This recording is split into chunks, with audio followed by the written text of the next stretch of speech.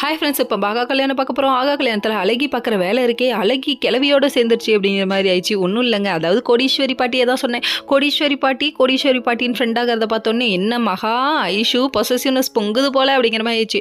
என்ன எங்களை ஃப்ரெண்டுன்னு சொன்னால் இப்போ வந்து அவங்கள ஃப்ரெண்டுங்கிற அப்படின்னு சொல்லிட்டு அழகிட்ட கேட்க, பாட்டி வந்து இப்படிலாம் பண்ணாங்க அப்படிலாம் பண்ணாங்கன்னு ஃப்ளாஷ்பேக்கில் ஓட்டி காமிச்சிட்டாங்க. அப்படியா பண்ணாங்க, இவ்வளோ கரெக்ட் பண்ணிட்டாங்களே அப்படிங்கிற மாதிரி ஆயிடுச்சு.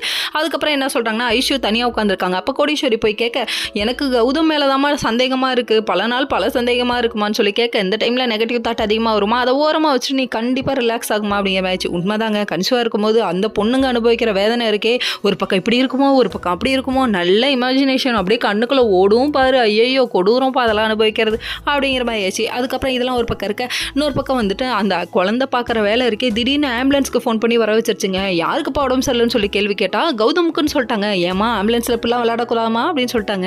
அதுக்கப்புறம் குழந்தைய விட்டு ஃபோன் பண்ண வைக்கிறீங்களே, குடும்பத்தை பிடிச்சி திடி விட்டு கிளம்பிவிட்டாங்க. அதுக்கப்புறம் அழகி ஏன் ஃபோன் பண்ணேன்னு சொல்லி கேட்டால் அதுக்கு ஒரு ஃப்ளாஷ்பேக் ஞாபகம் வருதாம்மா. நான் டென்ஷனாக இருக்கேன், சீரியஸாக இருக்கேன், உசிரியே போகிற நிலைமை அப்படின்னு சொல்லிட்டு குழந்தைகிட்ட இவர் சொன்ன வார்த்தையை நம்பி இந்த பொண்ணு பார்த்த வேலை இருக்கே. ஐயோ, இதை கேட்டோன்னே குடும்பமே சிரிக்க ஆரம்பிச்சிருச்சு. இருந்தாலும் கௌதமம் முறைக்க ஆரம்பிச்சிருச்சு. ஐயோ, அங்கே சிரிக்கிறீங்க, என்ன பார்த்து எதுக்குடா முறைக்கிறீங்க அப்படிங்கிற மாதிரி இருக்குது. அதுக்கப்புறம் அழகி என்ன சொல்லிட்டாங்கன்னா, எங்கள் ஆசிரமத்தில் எல்லாரும் ஒன்றா தான் தூங்குவோன்னு சொல்ல, எல்லாம் ஒன்றா படுங்கப்பா, நடுஹாலில் படுங்கப்பான்னு சொல்லிட்டு எல்லாரும் பெட்டை போட்டாங்க. பெட்டை போட்டு குழந்தை அங்கே படுப்போமா இங்கே படுப்போமான்னு திணறுது. ஓகே